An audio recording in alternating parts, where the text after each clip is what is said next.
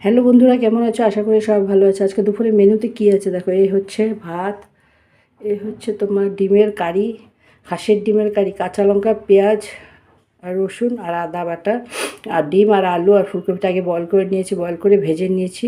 তারপরে তোমার কড়াইতে তেল দিয়ে পেঁয়াজের সম্বাদ দিয়ে কাঁচা লঙ্কা, পেঁয়াজ, রসুন, একটু আদা দিয়ে ভালো মতন কষিয়েছি। কষানোর পর জল দিয়ে দিয়েছি।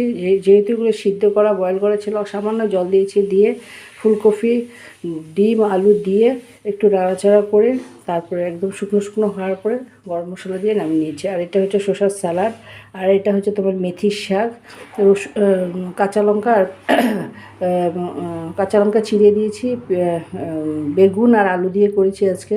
কড়াইতে তেল দিয়ে, সামান্য তেল দিতে লাগে, শাকে আর ডালে বেশি তেল দিতে হয় না। তোমার পাঁচফোড়নের আর শুকনো লঙ্কা সম্বাদ দিয়ে শাকটা দিয়ে দিয়েছি, হলুদ নুন ভালো মতো নাড়া